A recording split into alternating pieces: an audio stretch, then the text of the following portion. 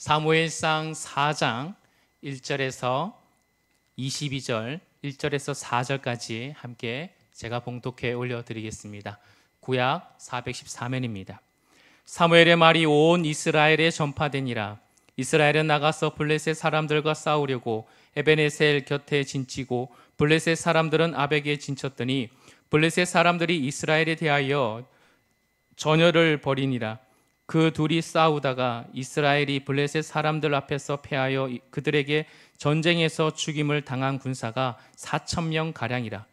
백성이 진영으로 돌아오매 이스라엘 장로들이 이르되 여호와께서 어찌하여 우리에게 오늘 블레셋 사람들 앞에 패하게 하셨는고 여호와의 언약궤를 실로에서 우리에게로 가져다가 우리 중에 있게 하여 그것으로 우리를 우리 원수들의 손에서 구원하게 하자 하니.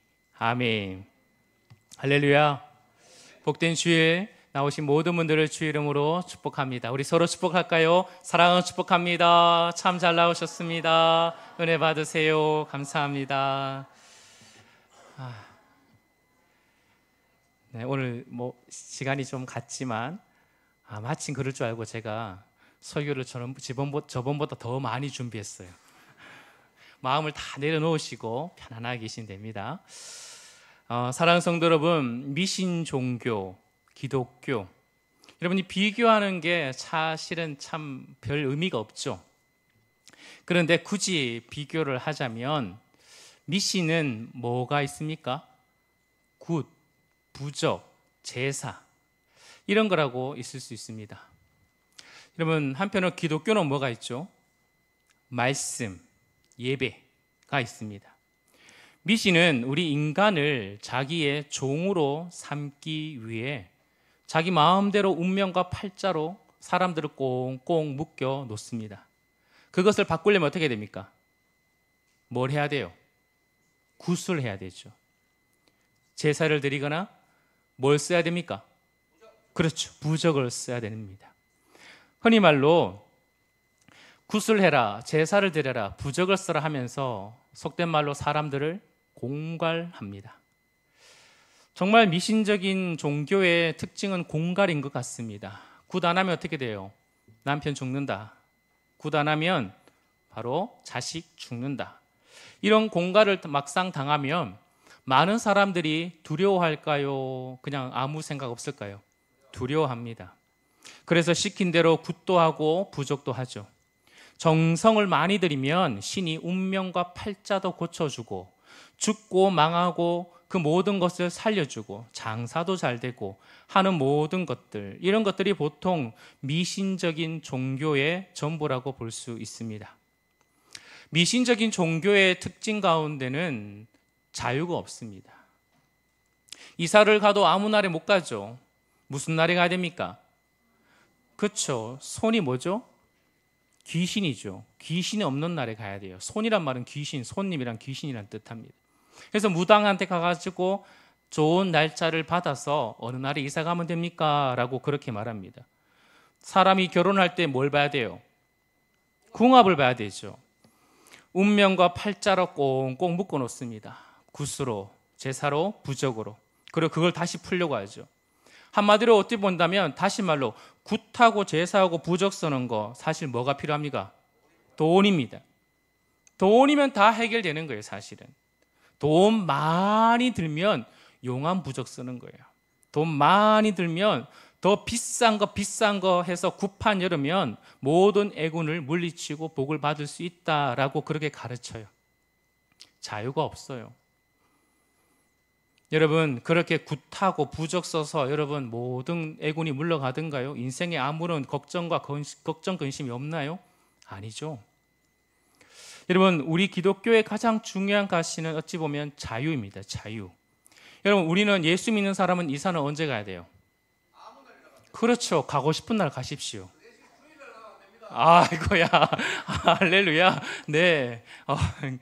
더 제가 생각하지 못한 답을 하셔가지고 더 믿음이 좋으십니다, 집사님. 맞아요. 여러분, 어디로 또 예수 믿는 사람은 어디로 가야 됩니까? 전 보면 뭐라면 너는 오늘 동쪽으로 가지 마라 이렇게 얘기하죠. 예수 믿는 사람은 어디로 가야 됩니까? 가고 싶은 데 가면 됩니다. 어디로 가? 예, 교회 가까운 데로 좋습니다. 내가 어디로 가든지 무엇을 하든지 나 여호와 하나님이 너와 뭐 하리라? 함께하리라. 이것이 바로 우리 기독교의 신앙입니다. 우리 기독교의 하나님이십니다. 하나님은 우리에게 요구하는 것은 굿, 제사, 부적 이런 것이 아니에요. 하나님이 정말 원하시는 것은 바로 우리 중심, 우리의 삶, 우리의 마음입니다. 우리 하나님은 우리의 전 인격을 원하십니다. 그래서 하나님을 믿고 살아가는 거죠. 이것 없이 재물 많이 드리고 어떤 행위가 한다는 것, 하나님은 가정이 여기신다는 것입니다. 어느 교인이 차 안에다가 성경책을 딱 두었습니다. 묻죠. 누군가 같이 탔을 때 성경 읽으시려고요? 아니요. 혹시나 사고 날까 봐요. 성경이 있으면 안전하잖아요. 라고 말하는 거예요. 그러면 여러분, 이 성경은 하나님 말씀이 아니라 뭐예요? 자기에게 부적이에요. 부적.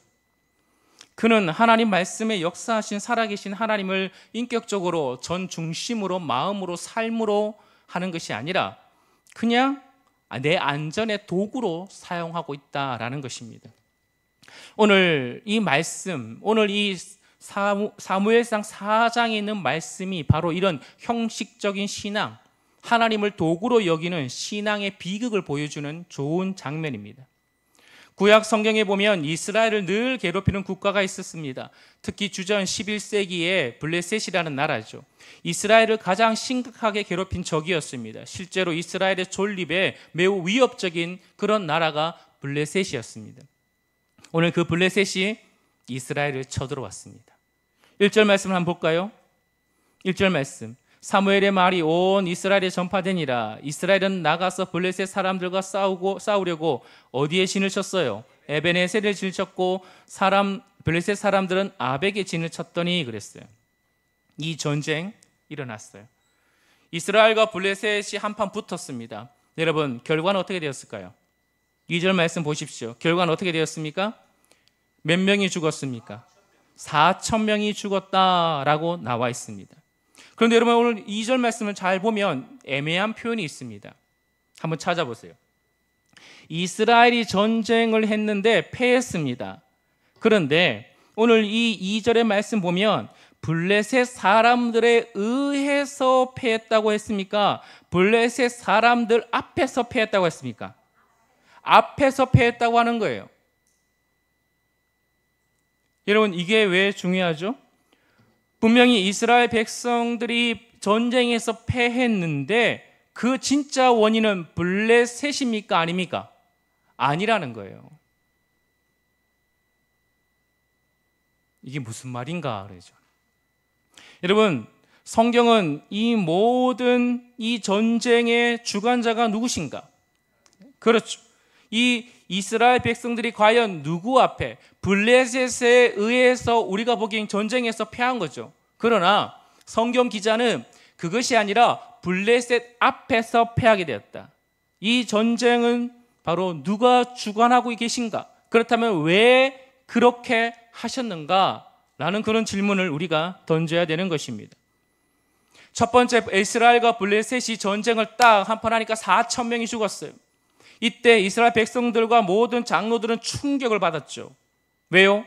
이스라엘은 분명히 누구를 섬기는 나라입니까? 하나님을 섬기는 나라입니다. 하나님의 백성이고 하나님의 군대라고 생각했습니다. 그러면 지면 돼요? 안 돼요? 안 됩니다. 지면 안 되죠. 근데 전쟁의 결과에서 졌어요.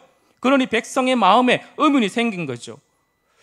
이 왜 우리가 전쟁을 졌는가? 그것도 하나님을 모르는 백성. 여러분, 다윗은 블레셋에 있는 골리앗을 보고 뭐라 그랬습니까? 할례 없는 인간이라 불렀어요.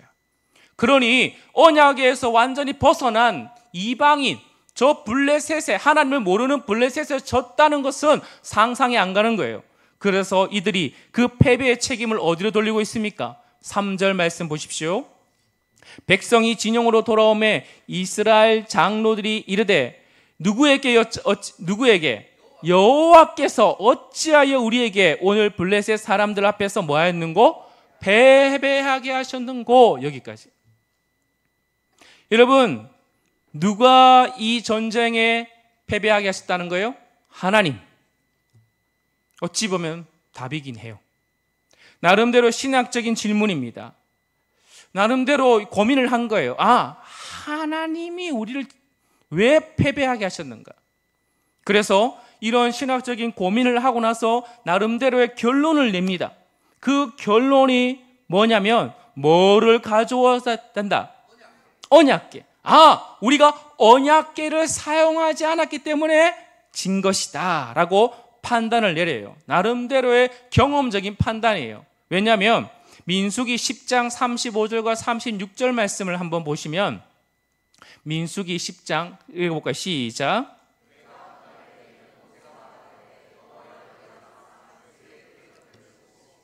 주를 미워하는 자가 주 앞에서 도망하게 하소서 하였고, 괴가 쉴 때에는 말하되 여호와여 이스라엘 종족들에게로 돌아오소서 하였더라. 아멘. 이스라엘 백성들 이 말씀은 광야에서 받았습니다. 시내산에서 밑에 머물면서 하나님의 율법을 받고 성막과 언약궤를 만들어서 이제 출발하려고 할 때 모세가 하나님께 드리는 기도입니다. 언약궤 이동하면 하나님 모든 대적이 다 물러가게 해주십시오 라고, 그렇게 언약궤를 통해서 하나님이 앞서 행하셔서 앞으로 나오는 모든 대적을 물리치며 우리는 승리가 있을 것입니다 라는 그런 믿음이 그들에게 있었다는 것입니다. 실제로 광야에서 언약궤가 앞에 가면서 하나님의 역사가 일어났죠. 언약궤의 능력을 통해서 이제는 이 대적들을 가볍게 물리칠 수 있겠다라는 그런 결론에서 이제 엘리의 시대의 장로들이 그 언약궤를 가지고 오자라고 결론을 냅니다. 자, 나름대로 여러분 어떠세요? 믿음의 행위입니까? 믿음의 행위죠. 나름대로 믿음의 행위인 것 같아 보입니다. 왜요?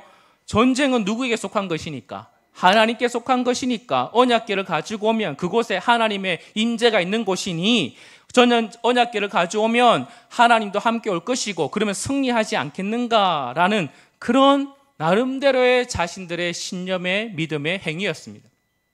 그런데 잘 살펴보면 믿음의 행위 같으나 믿음의 행위가 아니라는 것이에요. 언약궤를 한마디로 뭐예요? 자기대로 가지고 옴으로 말미암아 자신들의 목적을 따라 사용하기 위한 하나의 도구, 하나의 승리의 부적으로 그렇게 받아들이고 있다라는 것이에요. 이때 어떤 분은 이렇게 얘기합니다. 이때 이스라엘이 이걸 이렇게 받아들일 때, 언약의 승리의 부조로 이길 때 언약궤는 더 이상 언약궤가 아니라 괴짝에 불과하다, 이렇게 얘기했다고 합니다. 이들은 우리가 왜 전쟁에서 졌지? 혹시 우리 안에 범죄함이 있지 않은가? 자신을 돌아보지 않았습니다. 그저 하나님과의 그런 관계를 회복하는 것에 대해서는 전혀 관심이 없고, 언약궤만 있으면 우리는 승리한다, 언약궤만 가지고 오면 하나님도 어쩔 수 없이 또 따라오게 돼 있다 라고 생각하는 것과 같은 것입니다. 3절 말씀, 여러분 잘 다시 성경을 보십시오. 3절 말씀에 여러분 여기서 반복되는 단어가 있어요. 우리래요. 우리가 몇 번 반복되고 있죠? 어떻게 하셨어요? 5번. 5번이 계속 반복되고 있어요. 우리. 이들의 모든 관심은 뭐에 있습니까? 우리가 먼저예요. 우리의 보존, 우리의 생명, 내가 항상 먼저라는 거예요. 하나님은 안중에도 없어요. 심지어 여기서 우리를 위해 가지고 오자라고 했어요. 우리를 위해 가지고 오자. 우리에게로 가지고 오자라고 하지 않습니까? 이걸 좀 더 아까 제가 말씀드린 것처럼 히브리어적으로 본다면 이중적인 의미로 우리를 위해서 가지고 오자, 이런 의미가 담겨 있어요. 우리를 위해서. 사람들이요, 우리를 위해서, 하나님의 성물을 우리의 성공을 위해서, 우리의 승리를 위해서 마음대로 사용하자라고 그렇게 취급하는 것입니다. 이런 생각은 여러분 하나님을 알지 못하는 이방인들의 자신들의 신을 섬기는 사고방식과 똑같은 것입니다.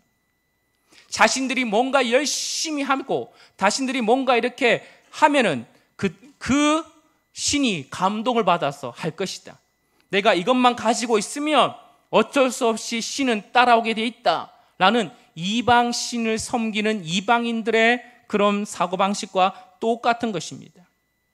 자기 마음대로 뜻대로 움직이려 하고, 언약궤가 마치 주술적인 힘이 있는 것처럼, 능력의 도구 있는 것처럼 그렇게 자기 뜻대로 행하려고 하는 모습이죠. 하나님의 내 뜻대로 움직이려 하는 것은 교만입니다. 내 뜻에 하나님이 이용하려고 하는 것은 교만입니다.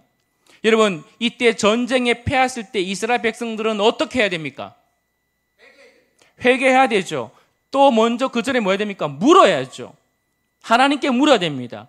여러분, 1절 말씀에 이 온 땅에 하나님 말씀을 전파하는데 누구를 세우셨습니까? 사무엘을 세우셨습니다. 사무엘에게 찾아가야 되죠. 하나님의 이스라엘 선지자로 세운 사무엘에게 찾아가서 사무엘 왜 우리가 전쟁에 졌습니까? 라는 것에 물어야 되죠. 하다못해 심지어 엘리에게라도 물어야 되죠. 그러나 그 백성들은 전혀 묻지 않았다라는 것입니다. 그냥 언약궤만 가져오면 우리는 성공한다는 거예요. 언약궤만 있으면 우리가 성공만 하면 된다. 우리는 어쨌거나 이기만 하면 된다. 이기는 것이 하나님의 뜻이고 성공이 하나님의 뜻이니 우리의 마음이 중요한 것보다는 그저 이기는 것이 최종 목적이다. 그래서 위에서는 하나님도 때로는 내가 수단으로 사용할 수 있다라고 그렇게 판단한 것이죠. 사랑하는 성도 여러분, 우리 기독교인 중에서도 이런 잘못된 신앙에 빠지기 쉽다는 사실을 우리는 깨달아야 됩니다. 우리 안에요, 다 미신적인 요소가 다 있어요. 부적과 굿을 하는 식으로 예수를 믿기가 쉽다는 거예요. 헌금 많이 하고 교회 봉사 열심히 하면, 물론 헌금 열심히 하고 교회 봉사 열심히 하는 건 좋죠. 여러분, 그런데 하나님 뭐 보십니까? 중심을 보십니다. 하나님은요, 사람이 먼저예요. 사람. 창세기 4장에서 여러분 두 아들이 제사를 드립니다. 아담의 아들 누구죠? 가인과 아벨. 하나님께 제사 드려요. 근데 하나님이 누구의 제사를 받습니까? 아벨을 받아요. 왜요? 그렇죠. 성경을 자세히 보십시오. 가인은 뭐 드렸어요? 곡식의 첫 것을 드렸어요. 곡식을 드렸어요. 곡식. 아벨은 뭐 드렸습니까? 양을 드렸어요. 양. 여러분, 양이 귀해서 아벨을 받았나요? 아니에요. 성경은 정확하게 나와 있습니다. 뭐예요? 아벨과 그 제물을 받았다 그랬어요. 뭐가 먼저예요? 아벨이 먼저예요. 하나님은 가인과 그 제물을 받지 않았다 그랬어요. 제물이 더 중요한 게 아니라 그 사람이 더 중요하다는 것이에요. 미신적인 그런 종교, 그런 모습들이 우리의 삶을 전혀 요구하지 않지 않습니까? 정직할 필요도 없어요. 거룩할 필요도 없습니다. 진실할 필요도 없습니다. 열심히 그저 종교적인 행위만 하면 돼요. 선의 개념도 없습니다. 그냥 돈 많이 들어서 정성 열심히 쏟아서 구판 한번 제대로 하면 되는 거예요. 용암 부적 한번 몇 천만 원짜리 써서 그렇게 가지고 있으면 되는 거예요. 아무 문제가 없어요. 내 중심을 요구하지도 않아요. 이렇게 하면 누구만 좋아요? 그거 행하는 사람만 좋죠. 뭐 몇 천만 원 받아가지고 구판 여는 사람만 돈 많이 버는 거예요. 결국은 뭡니까? 신을 빙자한 자기의 이익과 자기의 욕구만 채우는 것입니다. 사랑하는 성도 여러분, 그런데 이런 요소가 우리 교회 안에, 우리 속에 들어와 있다는 것입니다. 말씀대로 살지 않고 하나님을 정말 사랑하지 않으면서 하나님의 손을 붙잡고 하나님의 뜻대로 살겠다는 진심 어린 마음이 전혀 없어요. 살기는 세상 뜻대로 살아요. 세상 방식대로 다 살아요. 그래놓고 내가 헌금 좀 하면, 내가 주일만 안 빠지면, 예배 자리에 좀 있으면 어떻게 한다고요? 하나님 눈 감아주겠지. 하나님 내 어려울 때 도와주겠지. 복 주겠지. 이런 생각들이 교회와 성도 안에 계속 들어와 있다는 것입니다. 마음의 중심을 바꾸지 않고 삶을 바뀌지 않는데 겉으로 열심히 봉사하고 예배에 참석한다는 것은, 그래서 내가 복 받기를 원하고 내가 뭔가 안위를 원한다면, 여러분 미신적인 종교와 뭐가 차이가 있습니까? 정직하지 않은 사업을 하면서 11조를 여러분 수천만 원 내면 하나님이 기뻐하십니까? 교회는 좋아할지 모릅니다. 왜요? 모르니까. 그러나 진실을 알면 기뻐하지 않습니다. 옳지 못한 삶을 살아요. 부정한 삶, 음란한 삶, 여러분 바른 삶을, 가정을 바르게 세우지 않으면 그런 모습 속에 살아가면서 교회에서 열심히 봉사한다면 여러분 정말 하나님이 기뻐하십니까? 여러분 하나님을 만으로 여기지 마십시오. 하나님을 눈 감고 아웅하면 안 됩니다. 하나님은요 중심을 보십니다. 그리스도인들 가운데서 물론 하나님 말씀으로 무장되어서 위기와 어려움을 만날 때마다 하나님께 도움을 구하는 사람들이 있습니다. 하나님께 전적으로 의지하며 하나님께 묻고 의지하는 분들이 반드시 있어요. 그런 반면에 예배의 자리에 나오지만 어릴 적부터 말씀 듣지만 여러분 전혀 결정적인 위기 순간에 하나님을 의지하지 않아요. 자신의 감을 믿어요. 세상적인 감각을 믿어요. 그래서 얘기하는 거죠. 이래서 성공하면 하나님 영광 되는 거 아닙니까? 이래서 하나님께 많이 헌금하면 하나님 영광 받는 거 아닙니까? 여러분, 하나님 도움 필요 없습니다. 금도 내 것이고 은도 내 것이랬어요.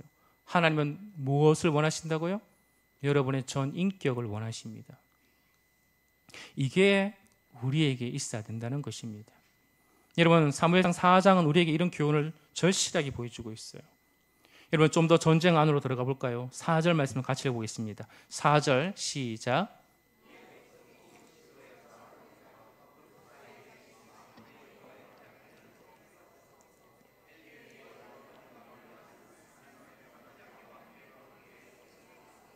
아멘. 이 메시지에는요 의도가 담겨 있어요. 여호와의 궤, 언약궤를 누가 전쟁터로 가지고 옵니까? 홈니와 비나스죠. 여러분, 궤가 전쟁에서 사용되는 것 그게 맞지만 조건이 있어요. 어떻게 하냐면 깨끗해야 됩니다. 진영이 깨끗해야 됩니다. 이스라엘 군대가 깨끗해야 돼요. 근데 여러분, 누가 가지고 있다고요? 홈니와 비나스 어떤 자입니까? 하나님을 알아요, 몰라요? 모릅니다. 불량한 사람입니다. 부정한 사람입니다. 하나님의 전에서 음란한 짓을 했던 사람입니다. 언약궤가 뭔지도 전혀 모르는 사람이 지금 홈니와 비나스가 언약궤를 옮기려고 하고 있다는 거예요. 언약궤 안에 뭐가 들었죠? 만나를 담은 금항아리와 십계명 돌판 2개와 아론의 쌍난 지팡이가 들었죠. 여러분, 이것이 왜 생겨났습니까? 과정이 다 알죠? 여러분, 과정이 다 알지 않습니까? 인간이 다 죄를 지었을 때 하나님께 주신 메시지예요. 아론의 쌍난 지팡이는 왜 생겼죠? 출애굽기를 읽고 나중에 다시 하겠습니다. 그렇죠? 하나님의 리더십에 대항했잖아요. 여러분, 만나, 하나님 앞에 광야에서 원망하니까 하나님께서 만나를 주셨죠. 십계명 다시 주셨죠. 금 송아지 만들 때 하나님께 다시 주지 않습니까? 그런 죄된 인생에 하나님께서 그 하나님의 광야의 반란을 기억하면서 하나님께서 그걸 기억하라 그랬어요. 법궤, 언약궤 안에. 그리고 그곳에 하나님의 피를 뿌림으로 말미암아 하나님의 그 인간의 죄에도 불구하고 하나님 용서하시고 다시 그들을 만나주시고 말씀해 주신다는 하나님의 놀라운 은혜의 징표가 그건데 다 담겨 있다는 것입니다. 그런데 여러분, 홈니와 비나스, 이 언약궤가 뭔지도 알지는 모르겠습니다. 자신의 부정함이 있는데 그걸 함부로 움직이려고 하고 있어요. 그래서 어떻게 했죠? 결국은 그 언약궤가 그들을 심판하게 되는 것입니다. 영적 무지 속에 있는 홈니와 비나스죠. 이스라엘 장로들도 마찬가지입니다. 그런 것도 모르면서 그들에게 그것을 가지고 오라고 얘기하는 거예요. 철저한 하나님을 향하여 신앙의 공식을 딱 하는 거예요. 1 더하기 1은 2다. 하나님이 이렇게 하면 하나님 이렇게 할 것이다. 하나님, 내가 이렇게 하면 하나님 이렇게 할 것이다. 하나님을 철저하게 자기의 수화로 여기는 거죠. 신앙이 아니라 종교가 되는 것이에요. 여러분, 이렇게 가지고 올 때 전쟁의 상황은 어떻게 됩니까? 뭐가 되는 것 같이 보입니다. 의외로요, 뭐가 되는 것 같이 보이고 있어요. 5절 말씀 보십시오. 5절 말씀 같이 읽어볼까요? 시작. 여호와의 언약궤가 진영에 들어올 때에 온 이스라엘이 큰 소리로 외치며 땅이 울린지라. 아멘. 여러분, 언약궤가 이스라엘 진영으로 들어오자 여러분 소리치기 시작하는 거예요. 이스라엘 백성들이 소리를 얼마나 쳤는지 땅이 막 울리기 시작합니다. 여러분, 근데 지금 실제적으로 하나님의 역사가 있어요, 없어요? 없어요. 하나님의 역사는 아무것도 지금 일어나고 있지 않아요. 그런데도 지금 뭐 하고 있어요? 흥분해. 자기의 사기 충전에 그냥 소리만 지르고 있다는 것입니다. 이런 일이 있을 수 있다는 거예요. 아무런 역사가 없는데 분위기만 차는 거예요. 흥분만 하고 있어요, 그냥. 군중들이 이렇게 생각하는 거죠. 지금 이 시대가 어느 시대예요? 사사시대죠. 끝무렵입니다. 이 시대에 여러분 가장 큰 특징이 뭐예요? 이스라엘의 왕이 없으므로 각자 자기 소견대로 행한다. 자기 마음대로 살다가 전쟁에서 필요하니까 언약에 딱 가져오니까 군중들이, 백성들이, 모든 사람들이 환호하며 소리 지르는 거예요. 이겼다, 이겼다, 우리 이겼다, 이제 이겼다, 다 이겼다, 이제 적은 다 물리칠 것이다. 그러면서 뭐랍니까? 생각하는 거죠. 아, 이렇게 승리를 할 수 있구나. 내 마음이 어떻든 내가 그냥 열심히 하면 되는구나. 내 마음이 거룩할 그런 필요 없고 내가 세상 좋아하든 어떻게 좋아하든 승리만 하면 되는 거구나. 이렇게 하나님 도구 쓰면, 이렇게 성경 갖고 다니면 어쨌거나 나는 승리하겠구나. 그 생각으로 가득 차는 거예요. 여러분, 블레셋 사람들의 반응은 어떻습니까? 블레셋 사람들은요, 두려워합니다. 6절부터 8절까지 보십시오. 블레셋 사람들이 그 외치는 소리를 듣고 히브리 진영에서 큰 소리 외치면 어찌 됨이냐 하다가 여호와의 궤가 진영으로 들어온 줄 깨달았어요. 그래서 7절 말씀에 블레셋 사람들이 뭐하여? 두려워하여. 신이, 저들이 섬기는 신이 진영으로 들어왔다. 그래서 우리 큰일 났다. 우리 이제 큰일 났다. 라고 말하고 있어요. 우리 이제 들었던 거죠. 광야에서 그 신이 어떻게 역사했다는 사실을 들은 거예요. 애굽에 있는 모든 신들도 다 이겼더라 라고 듣게 된 거죠. 그런데 여러분, 그 얘기를 듣고 이 블레셋 사람이 어떻게 할까요? 그냥 포기할까요, 전쟁을요? 아니요. 9절 말씀 보십시오. 어떻게 합니까? 너희 블레셋 사람들아, 강하게 되며 대장부가 되라. 어떻게 해요? 힘써 싸우자. 지금 죽기 살기로 더 불타는 의지를 가지고 이 전쟁에 우리 한번 목숨을 바치자 라고 그렇게 의기가 충만해졌어요. 전쟁의 결과 어떻게 됐습니까? 양쪽의 예상이 다 빗나가 버렸어요. 누가 이겼습니까? 블레셋이 이겨버렸어요. 블레셋이. 4절에서 10절에서 11절 말씀. 블레셋 사람이 쳤더니 이스라엘이 패하여 각기 장막으로 도망하였고 살육이 심히 커서 이스라엘 보병에 엎드린 자가 몇 명요? 3만 명. 3만 명이 죽었어요. 첫 번째는 몇 명이 죽었어요? 4천 명이 죽었어요. 10배가 되는 사람이 죽었다는 것입니다. 심지어 누구도 죽었습니까? 11절 말씀에 홈리와 비나스도 죽었어요. 여러분, 이 끝만 아니라 또 뭘 빼앗겼어요? 언약궤를 빼앗겨버렸어요. 여러분, 이때 엘리가 이 소식을 듣습니다. 눈이 어두운 영적인 어둠 속에 몸은 비대해졌어요. 여러분, 그냥 몸이 살쪘단 말이 아니에요. 다 영적으로 의미가 있습니다. 자식이 죽었다. 한 사람이 전령이 와가지고 대제사장님, 아들이 죽었어요. 얼마나 슬픕니까? 그래도 슬픔이 있었어요. 근데 그 다음에 언약궤를 빼앗겼어요.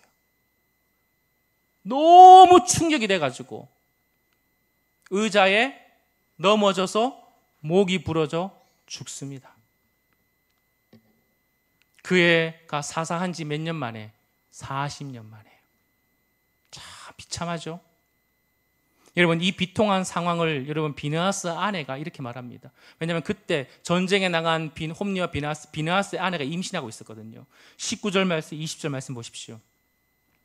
그의 며느리 비느하스의 아내가 임신하여 해산한 때가 가까웠더니 하나님의 궤를 빼앗긴 것과 그의 시아버지와 남편이 죽은 소식을 듣고 갑자기 아파서 몸을 굽으려 해산하고 20절 다 같이 시작. 죽어갈 때에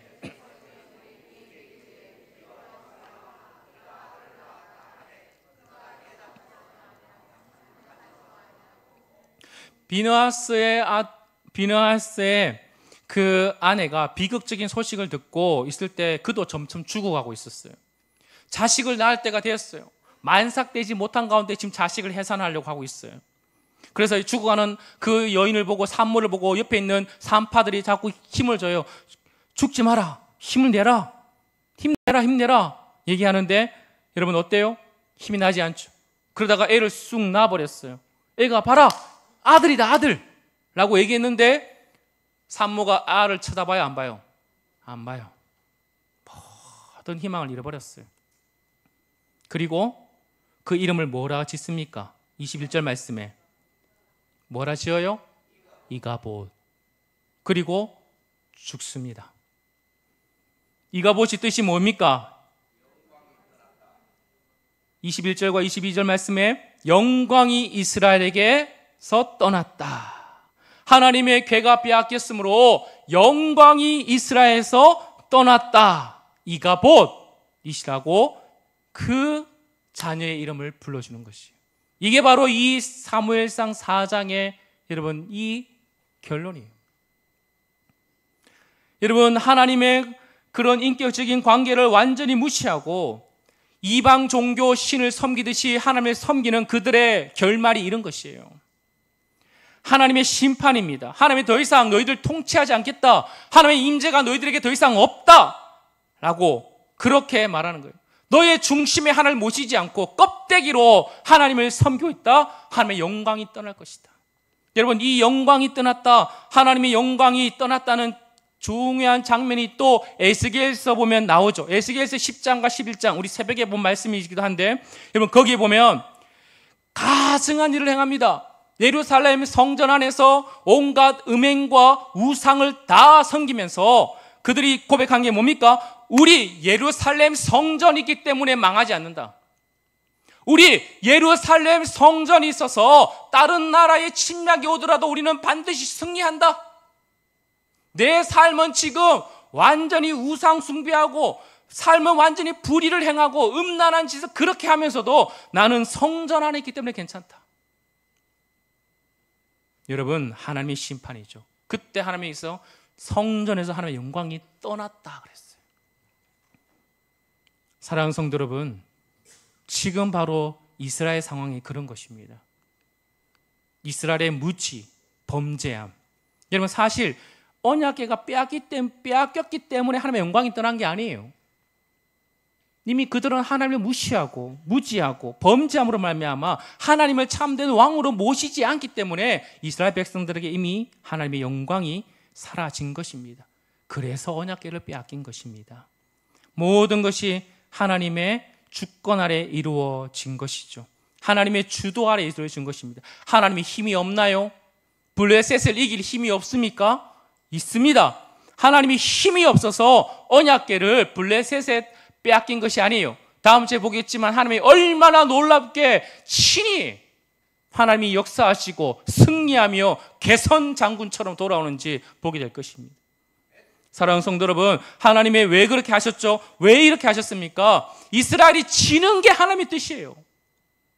이스라엘의 정화를 위해서, 그 죄됨의 정화를 통해서 끊임없이 하나님께서는 사무엘상 2장과 3장에 있던 엘리의 심판의 말씀의 예언대로 그대로 성취하기 위해서 하나님이 지금 일하신 것입니다. 하나님의 뜻이 여기에 있다라는 것입니다. 사랑하는 성도 여러분, 우리도 바르게 알아야 됩니다. 우리가 십자가 달아났기 때문에 교회는 괜찮다. 내가 성경 매독하고 성경 가지고 다니기 때문에 괜찮다. 내가 헌금 열심히 하니까 괜찮다. 봉사 열심히 하니까 괜찮다. 여러분, 하나님은 중심을 보십니다. 하나님을 여러분, 이스라엘이 자신의 욕망을 따라 하나님을 도구로 사용한 것처럼 그렇게 사용한다면, 하나님에 대한 그런 만홀히 여긴다면 비참한 결과가 일어난다는 것이에요. 우리 인생의 얕은 생각으로 하나님을 이용하려고 하면 안 됩니다. 여러분, 지니 아시죠? 지니의 요술램프 아시지 않습니까? 우리 친구들 요술램프 지니 부르면 몇 번의 소원을 들어줘요? 3번 들어주죠. 그리고 나서 다음에 어떻게 해요? 지니 들어가 있어. 하나님을 그렇게 믿는 거예요. 잘 이렇게 비벼가지고 내 소원 원할 때만 나오세요. 그 다음엔 들어가 계세요. 간섭하지 말고 내 인생에. 여러분, 자판기에 돈 넣으면 원하는 거 누르면 뭐 나옵니까? 원하는 거 나오죠. 하나님, 내가 오늘 돈 넣었습니다. 하나님, 내 원하는 결과 주세요. 자판기처럼 하나님을 그렇게 생각하는 사람이 있다는 거예요. 사랑하는 성도 여러분, 이것은 마치 미신적인 종교 행위와 같은 것입니다. 이런 삶에는 하나님의 영광이 머물지 않아요. 사랑하는 성도 여러분, 말씀을 마무리하겠습니다. 오늘 조금 거친 내용이지만 우리 다시 한번 돌아봐야 됩니다. 나는 정말 온 마음과 정성을 다해 하나님을 사랑하고 있는가? 거칠애로, 껍데기로 그렇게 그냥 내가 흉내내고 있으며 필요할 때마다 내가 그냥 이렇게 하나님을 끄잡아 당기는 것은 아닐까? 하나님을 왕으로 모셔야 되는데, 내가 그에 순복하는 삶을 살아야 되는데 내가 왕이 되고 하나님을 종으로 여기고 있지는 않은가? 사랑하는 성도 여러분, 진정한 하나님을 왕으로 모실 때 그 안에 복락과 기쁨과 감사와 안전함이 있는 줄 믿으시길 바랍니다. 여러분, 이것이 바로 진정한 하나님 나라의 백성의 복입니다. 이가 곧 하나님의 영광이 떠나는 신앙이 아니라 우리와 늘 함께 계시고 우리 안에 항상 하나님의 은혜가 충만한 임마누엘 하나님을 모시고 사는 우리 모든 믿음의 백성들 되길 주의 이름으로 축원드립니다. 우리 다 함께 일어나셔서 함께 찬양할까요?